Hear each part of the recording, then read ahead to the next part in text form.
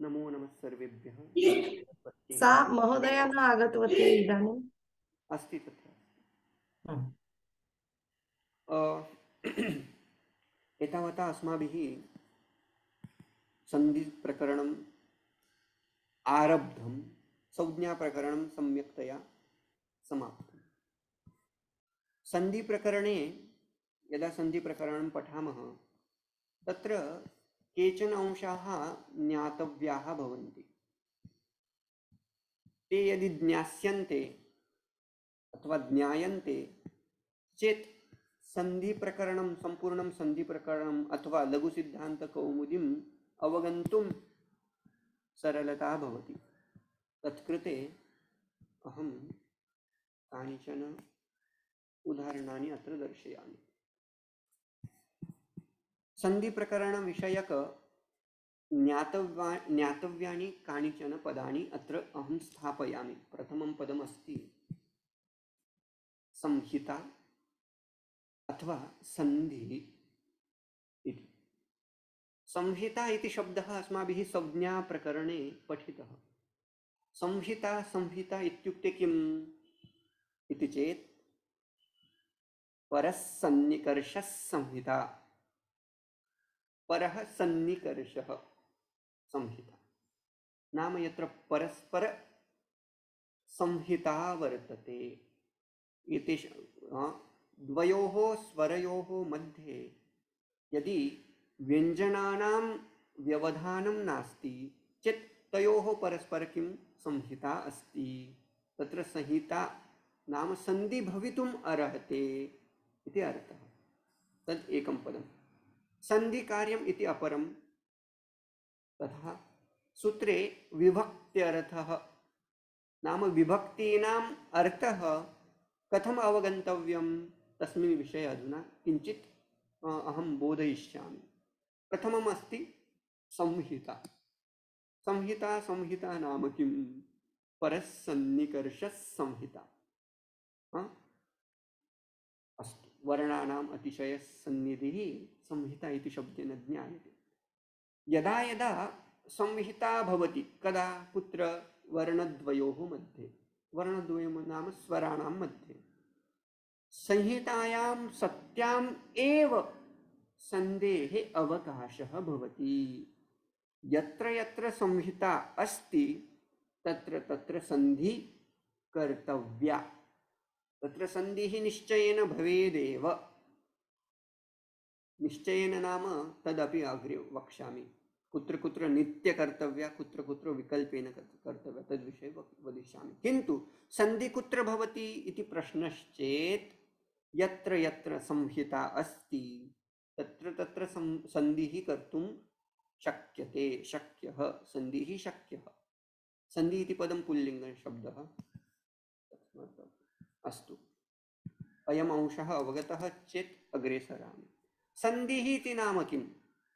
सन्धिः नाम वर्णविकारः। यदा यदा संहिता प्राप्यते तत्र तत्र सन्धि कर्तव्या। सन्धि कर्तव्या नाम किं? वर्णविकारः कर्तव्यः। वर्णविकारः नाम किम्? इकः स्थाने यन् स्यात्। तत्र इकः यन् यः भवति सः विकारः एव, वर्णानां विकारः इति सन्धिपदस्य अर्थः। वर्णविकारः नाम सन्धिः। अस्तु, कुत्र सन्धि नित्य भवति, कुत्र विकल्पेन भवति? तस्य कृते एकः श्लोकः अस्ति।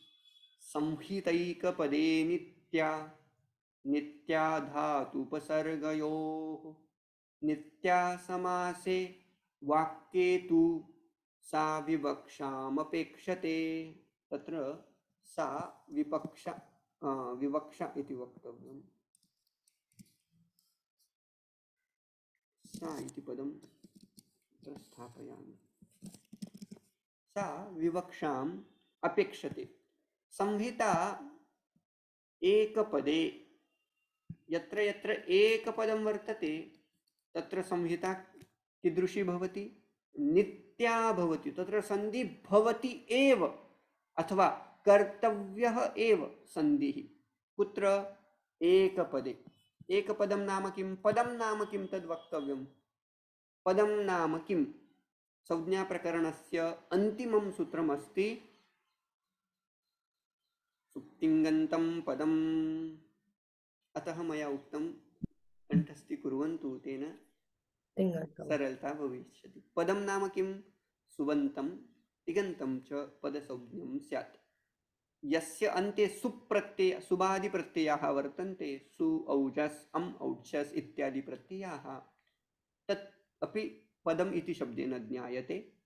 तथैव तिङ् नाम तिप्तज्झि सिप्तस्थ, भवतां सरलसंस्कृतभाषया ति तः अन्ति, सि थः थ, आमि आवः आमः इति अर्थः। तिङन्तानाम् अयम् अर्थः। सुबन्तानां तथा अभ्यासः न क्रियते, किन्तु रामः रामौ रामाः एतानि सर्वाणि पदानि वर्तन्ते।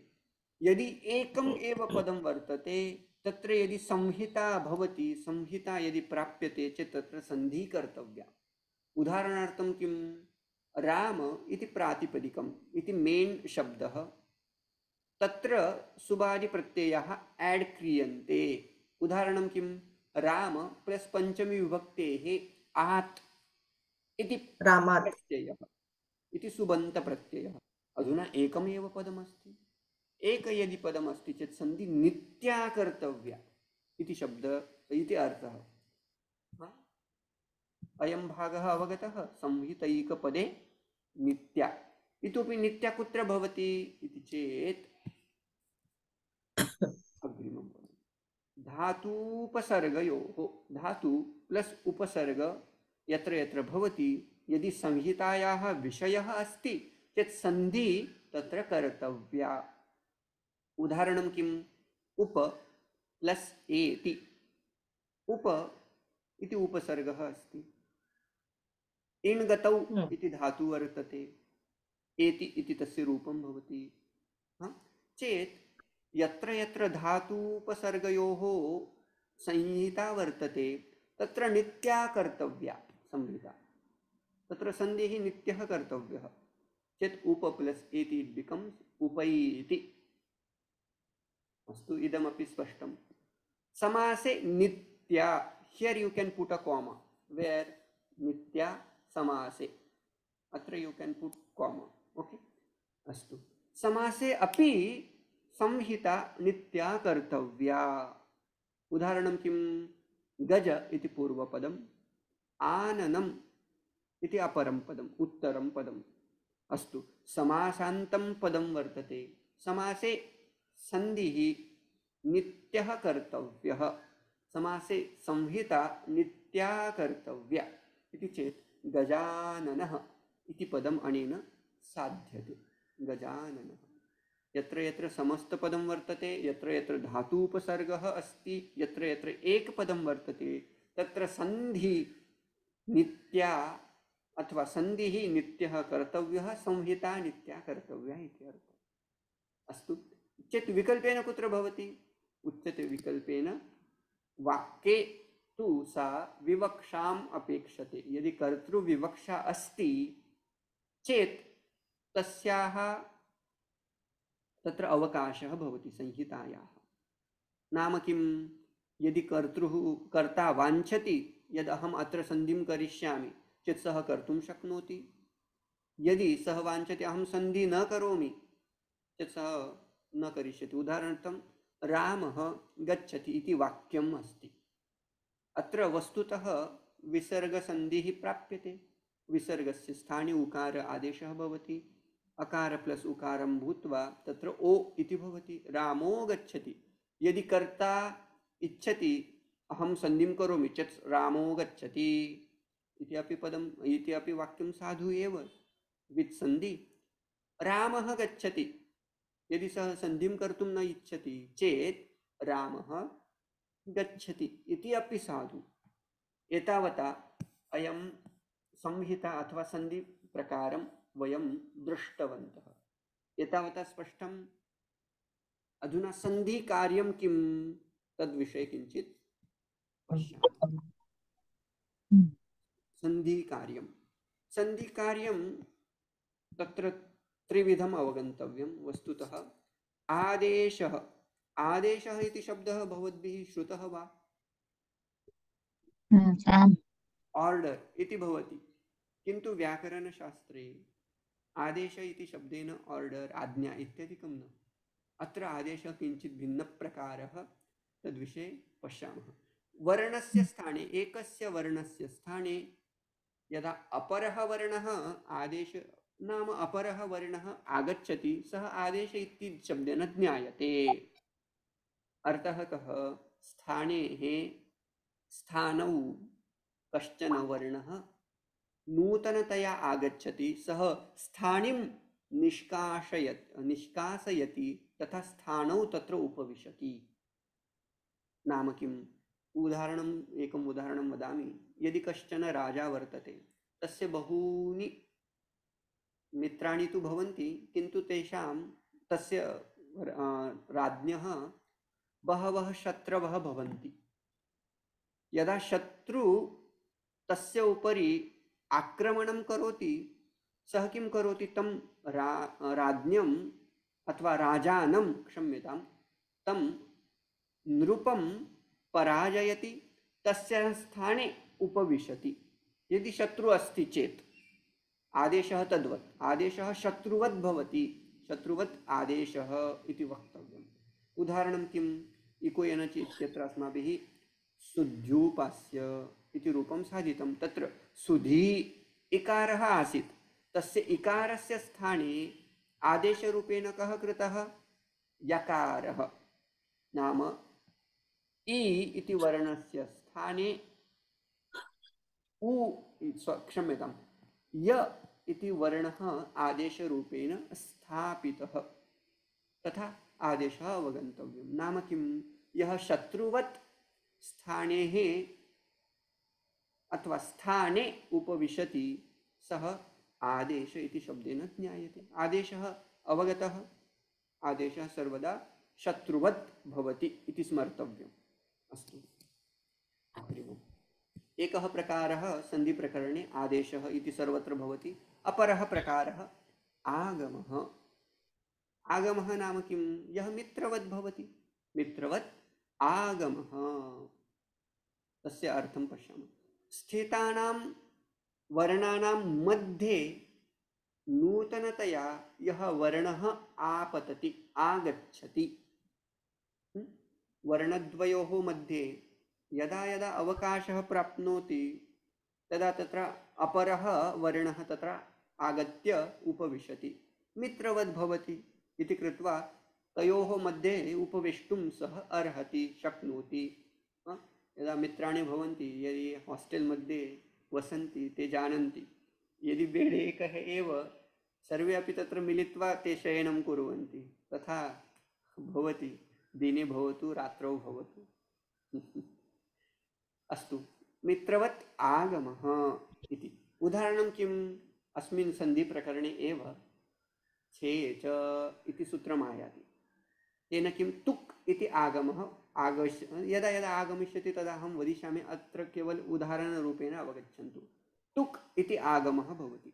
सः तुक् कुत्र कर्तव्यः? तेषां कृते आद्यन्तौ टकितौ इत्यादिकं सर्वं निमित्तम् इत्यादिकं तत्र भवति। अत्र वृक्ष प्लस् छाया इति उदाहरणं। वृक्ष प्लस् छाया, तत्र तुक् इति आगमः भवति। तुक् नाम त इति आगमः भवति। सः त कुत्र कर्तव्यः? तस्य कृते नियमादिकं वर्तते। तस्य चकारः भवति, तत्सर्वम् अस्माभिः पठितव्यं। पठनानन्तरं क्लियर् भविष्यति। किन्तु सः त चकार मध्ये परिवर्तते, सः तत्र एव उपविशति, सः कम् अपि न निष्कासयति इति अर्थः। मित्रवत् तथैव तिष्ठति इति अर्थः। आदेशः आगमः, उभयोर्मध्ये व्यत्यासः कः? भेदः कः? भिन्नता का इति चेत्, आदेशः स्थानिनम् एव निष्कासयति, आगमः तु स्थानिवत्, नाम स्थानिनं सकाशे उपविशति इति अर्थः। अस्तु, तृतीयः पक्षः लोपः। लोपः नाम किम्? अस्माभिः सूत्रमेव पठितम् इति कृत्वा तत् सुलभं स्यात्। अदर्शनं लोपः। प्रसक्तस्य नाम विद्यमानस्य अदर्शनं लोपसंज्ञया ज्ञायते। विद्यमान तु अस्ति, उदाहरणं मया स्थापितम्। उदाहरणं किं? सूर्यः। वस्तुतः सूर्यस्य कदाचिदपि लोपः भवति वा? सूर्य तु सदैव अस्ति, चंद्र तु सदैव अस्ति, किन्तु लोपवत् भासते। विद्यमानत्वे तस्य लोपवत् भासते, सः तु नित्य विद्यमानः अस्ति। तथैव वर्णाः अपि भवन्ति। विद्यमानस्य वर्णस्य अदर्शनं लोपसंज्ञया ज्ञातव्यम्। अत्र केचन लोप इति आदेशः भवति। उदाहरणं दृष्टम् अस्माभिः, ज्ञायते वा, स्मर्यते वा? संयोगान्तस्य लोपः इति अस्य उदाहरणं। संयोगान्तं यत् पदं वर्तते तस्य पदस्य एव लोपः प्राप्तः आसीत् खलु। एकम् उदाहरणं तत्रापि दृष्टम्। इतोपि बहवः लोपादेशाः तत्र भविष्यन्ति। एतावता स्पष्टम्? एतदेतत् सन्धिकार्यं भविष्यति। इतोपि एकं वर्तते, किन्तु तत्र अवकाशः नासीत्, नाम प्लेस् नासीत् तत्र स्थापितुं। प्रत्ययः अपि भवति। प्रत्ययः आदेश इत्यादिकं रूपेण स्थाप्यते, किन्तु एतावता अलम्। सन्धिप्रकरणे एतावता अलम्। आदेशः, आगमः, लोपः। अस्तु, इतोपि एकः प्रकारः सन्धिप्रकरणे, नाम लघुसिद्धान्तकौमुदौ एव यत्र यत्र सूत्रे प्रथमा विभक्ति वर्तते तस्य प्रथमा विभक्तेः कार्यं किम्? षष्ठी विभक्ति यदि आयाति तस्य कार्यं किम्? सप्तमी विभक्ति यदि आयाति सूत्रे तस्य अर्थः कः? प्रत्येकं सूत्रे विभक्तीनाम् अर्थः अधुना अवगन्तव्यः, विभक्तीनां कार्यम् अवगन्तव्यम्। वस्तुतः प्रथमा विभक्तिं पश्यामः। मया पूर्वम् उक्तमासीत्, प्रथमा विभक्ति यदा यदा सूत्रे आयाति तया प्रथमया विभक्तया अथवा विभक्त्या किम् उच्यते? अयम् आदेशरूपेण आगच्छति, आगमरूपेण आगच्छति, अथवा लोप इति आदेशः भवति इति उक्तं। नाम किम्? अयं विधेयः अस्ति, अयं विधीयमानः अस्ति इति अर्थः। उदाहरणम् अहं पुनः इको एनचि इति स्वीकृत्य वदिष्यामि। षष्ठी विभक्ति, षष्ठी विभक्ति किं दर्शयति चेत् स्थानी, नाम स्थानीनं दर्शयति। यत्र आदेशादिकं भविष्यन्ति तत् that place is called sthani, where adesha, agama or lopa etc is going to happen. That place is called sthani, and that sthani will be shown by shashti vibhakti.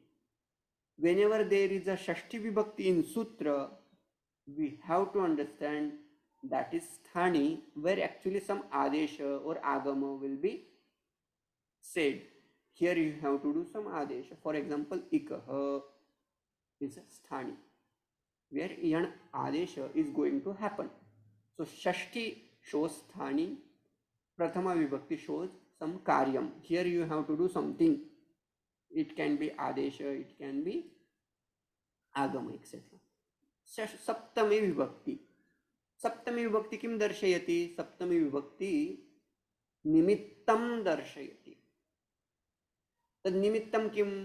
कदाचित् तत्र सूत्रे एव परनिमित्तं भवति, सूत्रे एव पूर्वनिमित्तं भवति। अत्र वस्तुतः परनिमित्तं सप्तमी विभक्तिपदेन दर्श्यते। पूर्वनिमित्तार्थं तत्र पंचमी विभक्ति उपयुज्यते, तत् पश्यामः यदा। अधुना पुनः प्रथमा विभक्तौ आगच्छामि। आदेशः इको यण् अचि इत्यस्मिन् सूत्रे प्रथमा विभक्त्यन्तं पदं किम्? प्रथमा विभक्त्यन्तं पदं किम्? इकः अचि। यण् इति पदं यद् तत् पदं प्रथमान्तम् अस्ति। नाम अयम् आदेशरूपेण विहितः वर्तते। तथैव यदि क्रियापदे वदं तिङन्तप्रकरणं पठिष्यामः, तत्र अस् धातोः स्थाने भू इति आदेशः भविष्यति। लृट् लकारे यदि पश्यामः, वस्तुतः अस् धातोः लृट् लकारान्तं रूपं भवति भविष्यति इति। अस् धातोः यदि फ्यूचर टेन्स पश्यामः तदा तत्र अस् धातोः फ्यूचर टेन्स भवति भविष्यति भविष्यतः भविष्यन्ति केन अस्तेः भूः इति सूत्रेण चेत् अस् धातोः स्थाने भू इति आदेशरूपेण अधं तत्र उपस्थाप्यते आगच्छति केन निर्दिष्टः सः प्रथमा इति विभक्तया प्रथमा विभक्त्या अयं निर्दिष्टः भूः इति प्रथमा विभक्त्यन्तं पदं कस्य स्थाने चेत् अस्तेः इति षष्ठी विभक्त्यन्तं पदं हरेः खलु तथा अस्तेः अस्तिं क्रियापदमेव ते चालयन्ति हरिशब्दवत् आगमः उदाहरणं मया उक्तं छे च तुक् वस्तुतः तैः केवलं निमित्तम् एव उक्तम् अस्मिन् सूत्रे अनुवृत्त्या तुक् इति पदं स्वीकर्तव्यं तुक् इति पदं प्रथमान्तं वर्तते सः आदेशरूपेण विहितः अपरम् उदाहरणं मया स्थापितम् आडजादीनां तस्य अर्थं वदामि वा अजादीनां नाम यदा धातु स्वरादि वर्तते यस्य आदौ स्वरः वर्तते उदाहरणार्थं अ अस्ति इति एव धातु स्वीकुर्मः तस्य आदौ स्वर वर्तते अ भूतकाले इदं सूत्रं सर्वदा प्रवर्तते आट् अजादीनाम् आट् इति कश्चन आगमः आ यदा यदा अस् धातोः भूतकालस्य रूपं कुर्मः तदा तदा अस् धातोः पूर्वं सर्वदा एव नाम यदा यदा स्वरादि धातु वर्तते तस्य प्राक् सर्वदा आ इति स्थापनीयः इति कृत्वा आसीत् इति रूपं भवति तत् यदा यदा आगच्छति तदा वदिष्यामि अस्तु लोपः इति तृतीयः प्रकारः तृतीयविधीयमानं कार्यं विधेयः कः चेत् लोपः तस्य लोपः कस्य लोपः अधुना तस्य लोपः इत्यस्मिन् सूत्रे प्रथमान्तं पदं किं लोपः इति षष्ठ्यन्तपदं किं तस्य चेत् तस्य स्थाने लोप इति आदेशः भवेत् इति उदाहरणम् अस्माभिः सूत्रमपि दृष्टं कुत्र दृष्टम् इदं सूत्रं सन्धिप्रकरणे खलु तस्य लोपः लोपः इति आदेशः भवति कस्य लोप आदेशः भवति इति चेत् यस्य इत् संज्ञा भवति तस्य लोपः भवति तत्र लोप इति आदेशः कृतः इतोपि एकम् उदाहरणम् अस्माभिः दृष्टं संयोगान्तस्य लोपः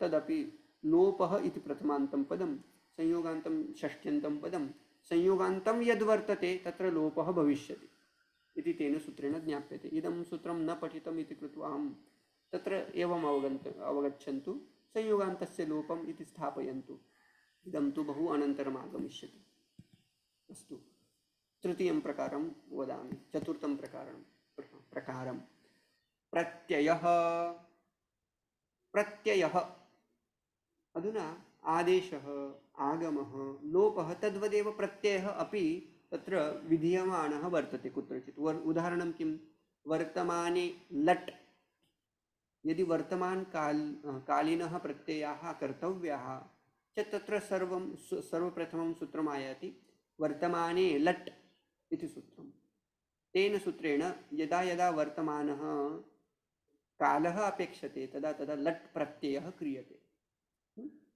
तथैव कर्मणि द्वितीया चेत् तत्र अपि प्रत्ययाः तत्र द्वितीया इति प्रथमान्तं पदं वर्तते लट् इति प्रथमान्तं पदं वर्तते एतत् सर्वम् अवगच्छन्तु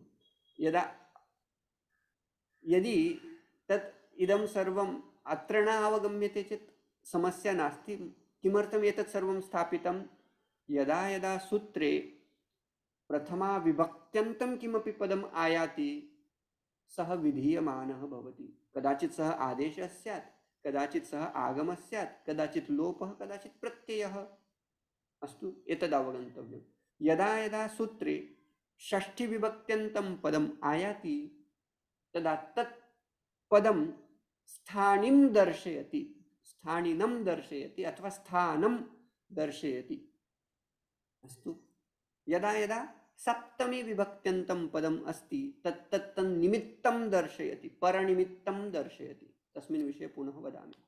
अस्तु, इको यणचि। इको यणचि इत्यत्र षष्ठ्यन्तपदं किम् इति चेत् इकः। इकः इति षष्ठ्यन्तं पदं यत्र यण् आदेशरूपेण भविष्यति। तत्तु सरलं। यदि भूभृत् शब्दः मेमरैस् क्रियते चेत् तेन षष्ठी विभक्ति अवगन्तुं शक्या। अस्तु, निमित्तम् अधुना निमित्तविषये किञ्चित् बोधयामि। परनिमित्तम् अधुना बहुषु सूत्रेषु परनिमित्तं तथा कानिचन तथैव सूत्राणि सन्ति यत्र पूर्वनिमित्तमपि तत्र आवश्यकं भविष्यति। तत् यदा आगमिष्यति तदा वदिष्यामि। परनिमित्तस्य कृते प्रथममेव सूत्रम् इको यणचि।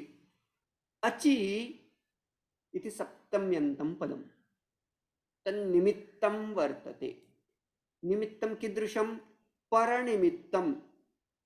यदा यदा सप्तम्यन्तं पदम् आगच्छति तदा तदा अर्थः कर्तव्यः अचि परे सति, झलां झष झषि झषि परे सति। यदि वो पर में है, अच पर में है, मतलब जिसके बाद अच है, जिसके बाद क्या है, जिसके आगे झष है, झष है, जहां जहां सूत्रों में सप्तम्यंत पद आएगा वहां ऐसा अर्थ करना है। अच आगे होने पर ऐसा अर्थ, झष आगे होने पर। जी, Can I ask a quick question? Sorry.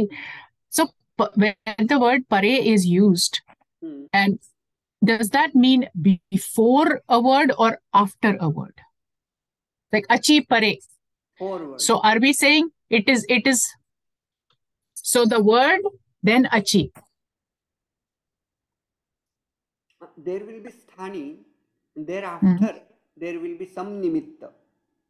Nimittam will be shown by either saptami or panchami. That topic I am going to touch. So now whenever there is a saptami comes, for example, let's take sudhi plus upasya. Okay. सुधि इति स्थानी वर्तते, षष्ठी इति पदेन ज्ञापितम् इकः। अस्तु, तथा उपासि इत्यत्र उ वर्तते, सः अच् मध्ये आयाति। अधुना अचि इति कथनेन किम् अवगन्तव्यम्? यदि अच् परे सति, नाम अच आगे होने पर, ऐसा जहां जहां हाँ, वही आगे पीछे का ही मुझे कंफ्यूजन है सर, इसलिए मैं अंग्रेजी का शब्द यूज कर रही हूँ। तो हम I also मतलब पहले आएगा वो पहले होना है, because I heard this word परे so many times and I get confused. तो परे जब हम बोल रहे हैं तो जो भी अल्फाबेट है, कुछ भी है, वो पहले होगा या बाद में होगा? That is all I want to know. I hope you understand Hindi. होना I understood Hindi, but I want to know what you use two words, right? Afterwards and forward. Can you give the example to little bit? Sure. So say for example you are saying something pare something. So we have an alphabet that we are using as a standard, and we say if something is pare this, we have to take a certain action. No. Okay, I got it now. Now, achi, whenever we say achi, that should be, there something should be before that. Now, sthani should be before that. Okay, got it. And ach should be after that sthani. Okay. That way. Hindi में फिर से बताता हूँ मैं, मुझे पता नहीं कितना क्लैरिफाई, यहाँ सूत्र से बताता हूँ मैं फिर से। अची परे मतलब क्या? अच परे होने पर मतलब आगे होने पर शब्द का अर्थ लीजिएगा आगे। यदि स्थानी के आगे निमित्त रूप से यदि अच हो, स्वर हो, तो उस स्थानी के स्थान पर यण आदेश हो जावे अथवा कोई भी आदेश हो जावे, ऐसा अर्थ। यह सूत्र एक बार यहाँ देखिएगा। स्थानी है इक, इनके स्थान पर यण आदेश होंगे, लेकिन कब होंगे? तो बोलते हैं यदि निमित्त में अच है। निमित्त में अच है मतलब यदि इक इसके आगे यदि स्वर है तो। That is my question. तो आगे से मतलब क्या, इक है और इक यहाँ पर है और इक के स्वर इज फॉलोइंग इक और स्वर इज बिफोर इक, मीनिंग लेट मी सिंप्लीफाई, स्वर इक और इक स्वर। स्वर, इक स्वर। Okay okay, got it, thank you so much, this was such a confusing thing. Ik swara, okay, Again, I'll there write will this. be another sutra now. Tasmadityuttarasya. Their nimitta changes. That's why it is better to get clarified. So let me put that also. Now, little bit change I will make. Then you will understand. Here, let me put seventh and seventh namakim. Now let's consider this is Thani. This is Thani. Should I make it red? Means what? Swara should be after that Sthani. Okay. Now whenever Saptamyanta Padam comes, that should be later. Later, should I say later? Forward. Which shabda I should use? I don't know. Afterward. Okay. So Okay, after. Sthani, there should be Swara. Correct. Now here, shall I introduce here itself? Nimitta topic is there, so let me explain. So whenever there will be two kinds of nimitta. One nimitta we have seen already. Now there will be in sutras, sometimes they use saptami, sometimes they use panchami. Whenever there is a sutra, in sutra if you find panchami vibhakti, that time that will be purva nimitta. Namakim, after panchami, if sthani comes, so for example, ato bhisa ais. Now here atah नाम अकारात् इति पदं वर्तते खलु, that is पंचम्यन्तं पदम्. अकारात् आदेशः कः भवति, ice इति प्रथमान्तं पदं. स्थानिका इति चेत् भिस् इति स्थाने वर्तते. भिसः स्थाने ऐस् इति आदेशः भवेत्. सु औजस् अम् औक्षस् ताभ्यां भिस् इति तृतीया बहुवचनान्त प्रत्ययः आसीत् भिस्. भिसः स्थाने कश्चन आदेशः कर्तव्यः. तस्य कृते निमित्तं किम् अस्ति चेत् निमित्तम् अस्ति पूर्वं निमित्तम् अस्ति अतः. अकारात् यदि भिस् प्रत्ययः वर्तते, राम इति अकारान्त शब्दः, भिस् इति प्रत्ययः आसीत् तृतीया विभक्ति बहुवचनस्य. अधुना तस्य अकारात् भिस् प्रत्ययस्य स्थाने ऐस् इति आदेशः भवेत्. राम इति शब्दः भिस् प्रत्ययः आसीत् वस्तुतः, तस्य भिसः स्थाने ऐस् इति आदेशः विहितः. कुतः विहितः चेत् उच्यते अतः, अकारात्. भिसः स्थाने साक्षात् ऐस् इति आदेश. इसमें क्या बताया गया एक्चुअली, यदि भिस् प्रत्यय है ना, अभी उसकी विभक्ति है षष्ठी विभक्ति भिस् की, ठीक है. अभी इसके लिए ऐस् आदेश प्रथमा विभक्ति से बताया गया, लेकिन उसके लिए निमित्त क्या दिया गया, तो बोलते हैं अतः. यहाँ पंचमी विभक्ति से अतः ऐसा पद लेकर के उन्होंने बताया. जब वो भीस आकार के पूर्व में हो, पहले हो, तब आकारांत पद से यदि भीस प्रत्यय कहा गया ना, उस भीस प्रत्यय के स्थान में आप एस आदेश कर दो. उससे क्या रूप बनेगा, रामैहि इति बन जाता है, रामैहि. ठीक, ये हो गया पंचम पूर्व निमित्तम. और यहाँ हो गया अचि, सप्तम्यंत पद आता है तो वो हो जाएगा पर निमित्तम.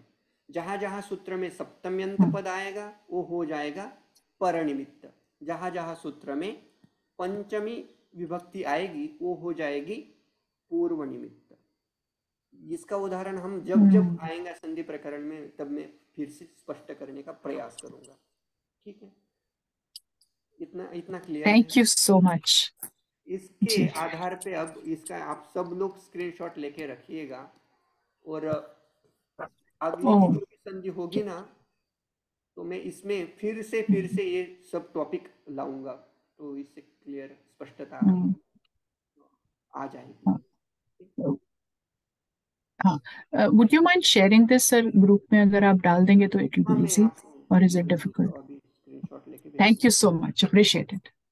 ओके, तो थैंक इसके यू, थैंक आधार यू। पर हम कल से नया टॉपिक शुरू करने वाले हैं, अयादी संधि, उसको पढ़ेंगे। ठीक है। अभी ये स्थानीय वगैरह कैसे बताया गया उसका भी लंबा टॉपिक है। इसके अलावा 2 मिनट है हमारे पास, तो और एक टॉपिक मैं बता देता हूँ। स्वरों का टॉपिक मैंने बताया था शायद ना, ये वाला आकार, इन सब जी 18 जी, प्रकार के होते हैं। इसके अनुसार यस इकार सर। को भी आप ऐसे रखेंगे। उसके बाद आगे के टॉपिक मैंने बना के रखे हैं, देखते हैं जहाँ जहाँ समय अवकाश मिलेगा तहाँ तहाँ प्रेजेंट कर दूंगा मैं।